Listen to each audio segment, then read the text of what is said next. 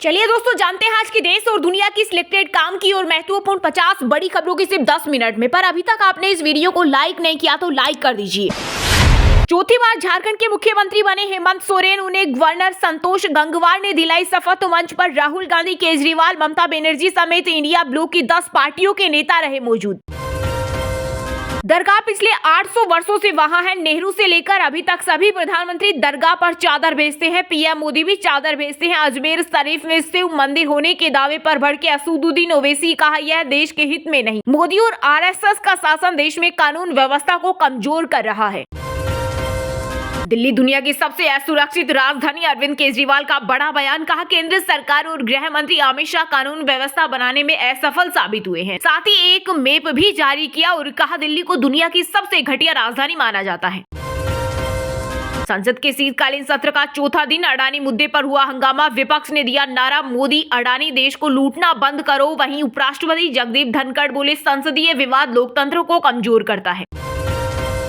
महाराष्ट्र के सीएम को लेकर दिल्ली में आज होगी बैठक। फडणवीस, शिंदे, अजित पवार तीनों रहेंगे मौजूद। वहीं जब जब मुख्यमंत्री चुनने में बीजेपी को लगे 72 घंटे, तब तक सरप्राइज चेहरे की हुई एंट्री। हर दूसरे दिन मस्जिदों और दरगाहों पर दावा होते देख रहे हैं। आरएसएस प्रमुख मोहन भागवत को लेकर सूफी परिषद ने कही बड़ी बात, बोले इसके लिए एक नया कानून बनाया जाना चाहिए और दिशा निर्देश जारी किए जाने चाहिए ताकि कोई भी धार्मिक संगठन इस प्रकार के दावे न कर सके। 2022 में मोहन भागवत ने कहा था कि हम कब तक मस्जिदों में शिवालय ढूंढते रहेंगे। मां सोनिया के साथ संसद भवन पहुंची प्रियंका गांधी। संविधान की कॉपी लेकर प्रियंका ने ली सांसद पद की शपथ। बेटे रेहान और बेटी मिराया वाड्रा भी रहे मौजूद। वहीं राहुल ने गेट पर रोककर कहा, let me take your photo. Kerala के वायनाड से उपचुनाव में जीत हासिल की थी। भूखमरी के आंकड़ों में भारत का स्थान 127 देशों की लिस्ट में 105वें स्थान पर है। हंगर इंडेक्स रिपोर्ट पर केंद्र सरकार ने उठाए सवाल, बोली भूखमरी के आंकड़े भारत में सही नहीं दिखाए गए। किसी भी हाल में चैंपियंस ट्रॉफी खेलने पाकिस्तान नहीं जाएगी टीम इंडिया। सरकार ने बीसीसीआई से कहा चैंपियंस ट्रॉफी हाइब्रिड मॉडल पर हो। वहीं अगर पीसीबी ने टूर्नामेंट होस्ट नहीं किया तो भारत इसकी मेजबानी के लिए भी तैयार। वक्फ संशोधन बिल को लेकर विपक्ष के आगे झुकी मोदी सरकार। जेपीसी का कार्यकाल बढ़ा। विपक्ष की वॉकआउट के बाद लिया फैसला। गोगोई बोले, पाल को बड़ा मंत्री डायरेक्शन दे रहा। भारतीय सेना को मिली बड़ी कामयाबी। परमाणु क्षमता से लेस बैलिस्टिक मिसाइल का आईएनएस अरिघाट से किया सफल परीक्षण। यह भारत की दूसरी न्यूक्लियर सबमरीन भारतीय नौसेना ने हाल ही में शामिल की गई थी। अजमेर दरगाह में शिव मंदिर दावे वाली याचिका कोर्ट में स्वीकार। अदालत ने मामले को सुनने योग्य माना। दरगाह कमेटी समेत 3 पक्षकारों को भेजा नोटिस। वहीं वंशज बोले, ऐसी हरकतें देश के लिए खतरा। दिल्ली सरकार ने इलेक्ट्रिक वाहनों को बढ़ावा देने के लिए दिल्ली ईवी पॉलिसी को मार्च 2025 तक बढ़ाया। सीएम अतिशी ने लिया फैसला, बोली 1 जनवरी 2024 और उसके बाद खरीदे गए इलेक्ट्रिक वाहनों पर सब्सिडी मिलेगी और रोड टैक्स में छूट भी दी जाएगी। मैं मोदी सरकार के साथ खड़ी हूँ। बांग्लादेशी हिंदुओं के हमलों पर ममता बनर्जी का आया रिएक्शन। पश्चिम बंगाल की सीएम बोली, मेरी सरकार की नीति है कि जब दूसरे देशों की बात आएगी तो हम केंद्र सरकार के साथ खड़े रहेंगे। अगर किसी भी धर्म के लोगों पर अत्याचार होता है तो हम इसकी कड़ी निंदा करते हैं। हिमाचल में मुस्लिमों का बहिष्कार, महिला को बड़ा महंगा। डीसी कांगड़ा ने जारी किया नोटिस। लटकी निलंबन की तलवार। लंबा गांव वार्ड से विदेशी सदस्य है महिला। देश के उत्तरी राज्य में ठंड के साथ साथ कोहरे का असर रहा बरकरार। दिल्ली, यूपी, हरियाणा सहित 5 राज्यों में छाया कोहरा। जम्मू कश्मीर के शोपियां में टेम्परेचर -5.5 डिग्री। तमिलनाडु में 2 दिन बाद टकराएगा तूफान। सोने की कीमत में आई भारी गिरावट। चांदी हुई महंगी। सोना 259 रुपए गिरकर 75,916 रुपए पर आ गया। वहीं चांदी 88,898 रुपए प्रति किलो बिक रही। देश में 58,929 संपत्तियों पर वक्फ का कब्जा। पर संपत्तियों की सुरक्षा के लिए वक्फ के पास कई है। लोकसभा में सरकार ने बताई बोर्ड की शक्तियां। भारत की सुरक्षा में लगेंगे 4 चांद। दुश्मन के बंकरों तक पलक झपकते ही पहुंच सकेगी भारतीय सेना। नई तकनीक से लेस ड्रोन अनमेन्ड इलेक्ट्रिक को भारतीय सेना में किया गया शामिल। विस्थापित कश्मीरी हिंदुओं के लिए घर बनाएगा पीस। केंद्रीय गृह मंत्री अमित शाह से मिलेंगे संगठन के सदस्य। कहा हमें सब्सिडी चाहिए। झारखंड में शपथ समारोह से पहले हेमंत सोरेन का बड़ा बयान, बोले एकता हमारा सबसे बड़ा हथियार। हमें न विभाजित किया जा सकता और न ही चुप कराया जा सकता।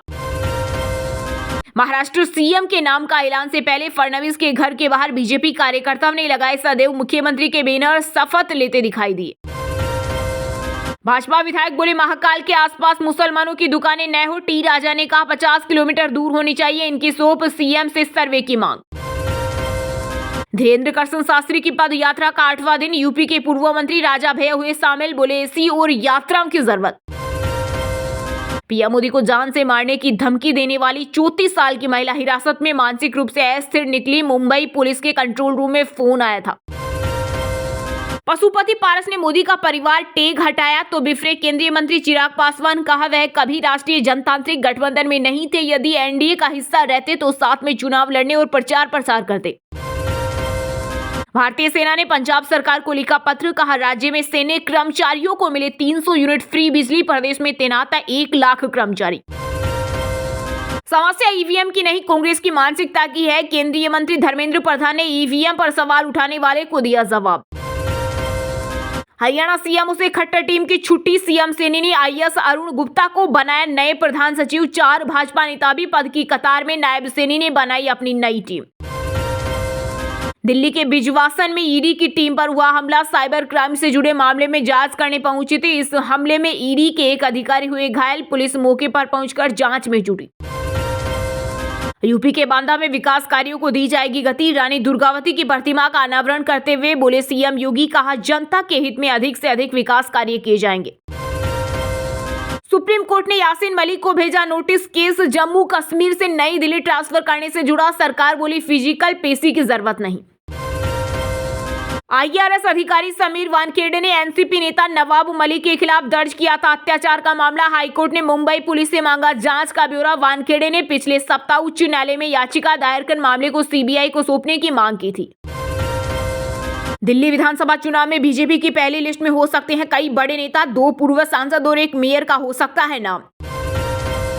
यूपी के चित्रकूट पहुंचे सीएम योगी। देवांगना हवाई अड्डे से लेकर अलग अलग प्रोजेक्ट का किया रिव्यू। काम में देरी पर जताई नाराजगी। का समय से काम पूरे कराएं और लापरवाही कतई नहीं होनी चाहिए।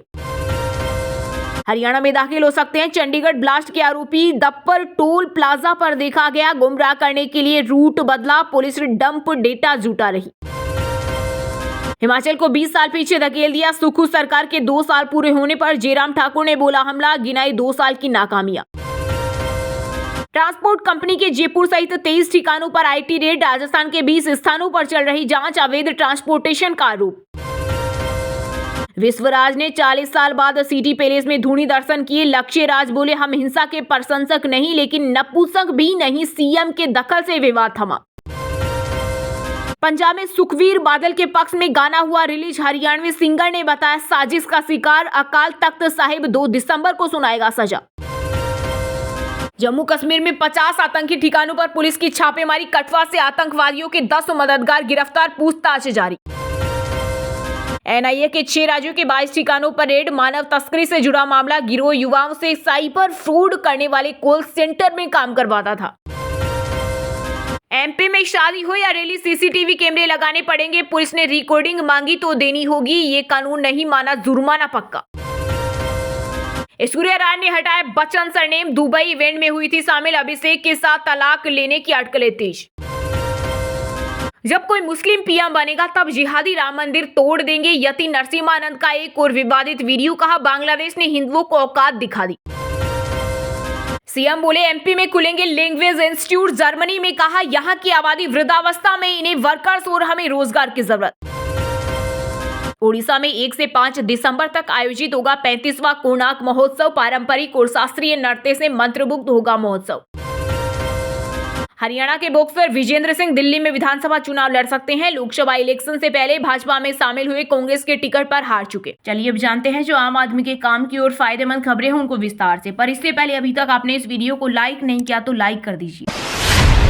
चौथी बार झारखंड के मुख्यमंत्री बने हेमंत सोरेन। उन्हें गवर्नर संतोष गंगवार ने दिलाई शपथ। मंच पर राहुल केजरीवाल, ममता समेत इंडिया ब्लॉक की 10 पार्टियों के नेता रहे मौजूद। जी हां, हेमंत सोरेन ने एक बार फिर से झारखंड के मुख्यमंत्री के तौर पर राज्य की कमान संभाली। उन्होंने रांची में आयोजित एक भव्य समारोह में राज्य के 14वें मुख्यमंत्री के रूप में शपथ ली। राज्यपाल संतोष कुमार गंगवार ने सोरेन को पद और गोपनीयता की शपथ दिलाई। झारखंड मुक्ति मोर्चा के नेता का सीएम के रूप में यह चौथा कार्यकाल है। वहीं कांग्रेस अध्यक्ष मल्लिकार्जुन खड़गे, लोकसभा में नेता प्रतिपक्ष राहुल गांधी गांधी, आप के राष्ट्रीय संयोजक और दिल्ली के पूर्व सीएम अरविंद केजरीवाल, पंजाब के सीएम भगवंत मान, पश्चिम बंगाल की मुख्यमंत्री ममता बनर्जी इस दौरान मौजूद रहे। इसके साथ ही जेएमएम के राष्ट्रीय अध्यक्ष शिबू सोरेन और उनकी पत्नी रूपी सोरेन भी शपथ ग्रहण के दौरान उपस्थित रही। इसके अलावा समाजवादी पार्टी के अध्यक्ष और यूपी के पूर्व सीएम अखिलेश यादव, आरजेडी नेता और बिहार के पूर्व डिप्टी सीएम तेजस्वी यादव, झारखंड कांग्रेस के प्रदेश प्रभारी गुलाम अहमद मीर, कांग्रेस नेता तारिक अनवर, निर्दलीय सांसद पप्पू यादव, तमिलनाडु के डिप्टी सीएम और डीएमके नेता उदयनिधि स्टालिन, कर्नाटक के डिप्टी सीएम डीके शिवकुमार समेत कई और नेता उपस्थित रहे। इसी दौरान शपथ ग्रहण समारोह से पहले हेमंत सोरेन के बेटे नितिन सोरेन ने कहा, मैं अपने पिता के शपथ ग्रहण को लेकर बहुत खुश हूँ। हर कोई इसका गवाह बनने आया है। आदिवासियों से मैं कहना चाहता हूँ कि झारखंड मुक्ति मोर्चा आपके लिए काम कर रहा है, पूरे झारखंड के लिए काम कर रहा है। झारखंड में हाल में हुए विधानसभा चुनाव में हेमंत सोरेन ने बीजेपी की गमलियर हेम्ब्रम को 39,791 वोटों के अंतर से हराकर बरहेट सीट पर जीत दर्ज की। जेएमएम के नेतृत्व वाले इंडिया गठबंधन ने 81 सदस्यीय विधानसभा में 56 सीट हासिल कर अपना बहुमत बनाए रखा, जबकि बीजेपी के नेतृत्व वाले एनडीए को 24 सीटों पर जीत मिली।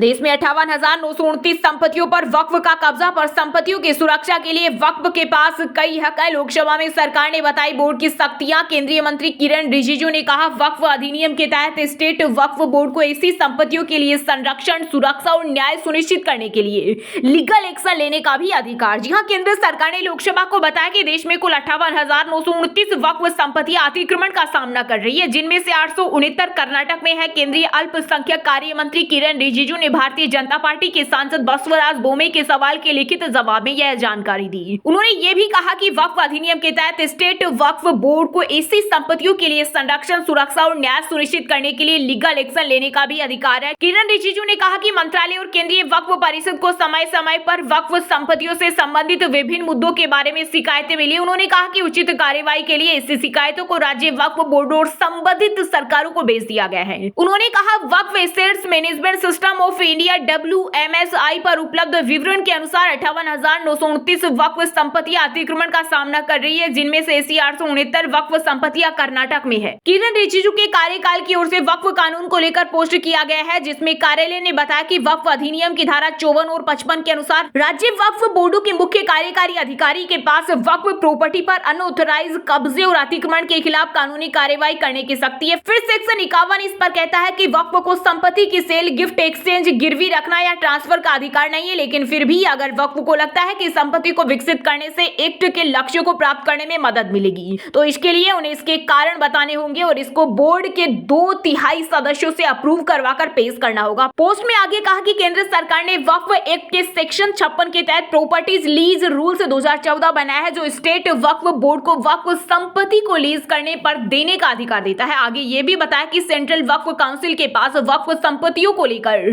समय समय पर शिकायतें आती रहती है और ऐसी शिकायतों को संबंधित स्टेट वक्फ बोर्ड और राज्य सरकारों को भेज दिया गया है, ताकि वह इन शिकायतों पर एक्शन ले सके। दरगाह पिछले 800 वर्षों से वहां है। नेहरू से लेकर अभी तक सभी प्रधानमंत्री दरगाह पर चादर भेजते रहे हैं। पीएम मोदी भी चादर भेजते हैं। अजमेर शरीफ में शिव मंदिर होने के दावे पर भड़के असदुद्दीन ओवैसी, कहा यह देश के हित में नहीं, मोदी और आरएसएस का शासन देश में कानून के शासन को कमजोर कर रहा है।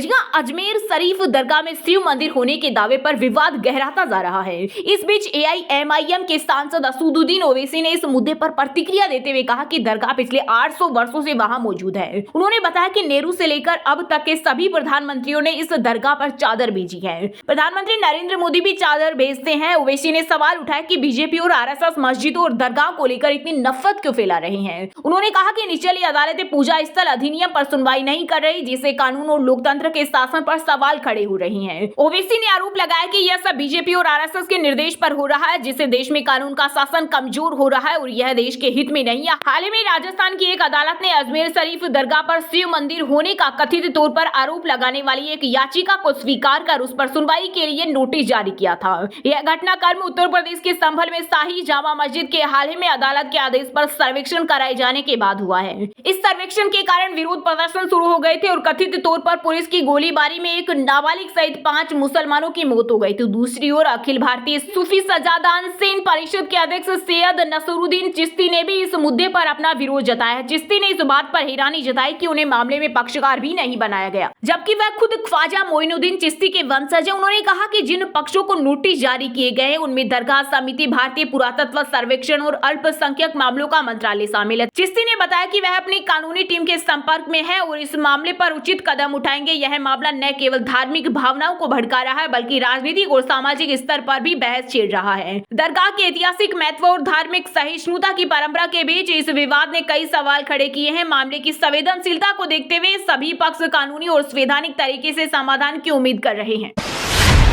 कहर बरपाने आ रहा है चक्रवाती तूफान फिंगल। 30 नवंबर तक होगी भारी बारिश, स्कूल कॉलेजों में अवकाश घोषित। दोस्तों, बंगाल की खाड़ी में एक और चक्रवाती तूफान बन रहा है। मौसम विभाग का अनुमान है कि बंगाल की खाड़ी में बना गहरे दबाव का क्षेत्र चक्रवाती तूफान में जल्द ही तब्दील हो जाएगा। इसका असर तमिलनाडु सहित दक्षिण भारत के कई और राज्यों में भी देखने को मिलेगा। फिंगल तूफान को लेकर मौसम विभाग ने कई इलाकों के लिए रेड अलर्ट जारी किया है। इससे दक्षिण भारत के कई राज्यों में भारी बारिश की संभावना जताई गई है। चक्रवाती तूफान के खतरे को देखते हुए स्कूल बंद कर दिए गए हैं। चक्रवाती तूफान फिंगल का असर देश के कई राज्यों में भी देखने को मिला है। तमिलनाडु में भारी बारिश की शुरुआत हो गई है। हजारों एकड़ में धान की फसल बर्बाद हो गई है। मौसम विभाग के अनुसार दक्षिण पश्चिम बंगाल की खाड़ी के ऊपर बना गहरा दबाव पिछले 6 घंटों के दौरान 3 किलोमीटर प्रति घंटे की गति से धीरे धीरे उत्तर उत्तर पश्चिम की ओर बढ़ा है। आईएमडी के अनुसार अगले 12 घंटों के दौरान कम दबाव का क्षेत्र एक चक्रवाती तूफान में तब्दील हो जाएगा। इसके बाद यह उत्तर उत्तर पश्चिम की ओर बढ़ना जारी रखेगा और 30 नवंबर की सुबह के आसपास एक गहरे दबाव के रूप में उत्तरी तमिलनाडु पुडुचेरी तटों के पास पहुंचेगा। चक्रवाती तूफान के खतरे और भारी बारिश के कारण पुडुचेरी और कराईकल में सभी सरकारी और निजी स्कूलों, सरकारी सहायता प्राप्त स्कूलों और कॉलेजों में अवकाश घोषित किया गया है। मरीना बीच पर तेज हवाएं चल रही है और इधर कोडेर कराई क्षेत्र में चक्रवाती तूफान के कारण स्थिति खराब हो गई है। लोगों के दैनिक जीवन पर गहरा असर पड़ा है। उन्हें इससे काफी नुकसान होने का अनुमान है। चक्रवात के खतरे को देखते हुए मछुआरों को समुद्र में न जाने का आदेश दे दिया गया है। 29 नवंबर को यहाँ होगी भारी बारिश। मौसम विभाग के अनुसार तमिलनाडु, पुडुचेरी और कराईकल, तटीय आंध्र प्रदेश और यमन में भारी से बहुत अधिक भारी वर्षा होने की संभावना है, जबकि रायलसीमा में भारी बारिश का अनुमान है। मौसम विभाग के अनुसार 30 नवंबर को तमिलनाडु, पुडुचेरी और कराईकल, तटीय आंध्र प्रदेश और यमन में भारी से बहुत अधिक भारी वर्षा होने की संभावना है। वहीं केरल और माही, रायलसीमा और अंडमान निकोबार द्वीप समूह में भारी बारिश हो सकती है। चक्रवाती तूफान फिंगल का तमिलनाडु में व्यापक असर पड़ने की संभावना है। इसके अलावा आंध्र प्रदेश और ओडिशा पर भी इसका असर दिख सकता है। स्काईमेट वेदर के मुताबिक चक्रवाती तूफान या तो आंध्र प्रदेश के दक्षिणी तटीय हिस्सों से टकरा सकता है या फिर यह तट के बेहद करीब से होकर आगे बढ़ जाएगा। ऐसे में आंध्र प्रदेश की पूरी तटरेखा और ओडिशा के दक्षिणी तटीय हिस्सों पर भारी बारिश का खतरा मंडराएगा।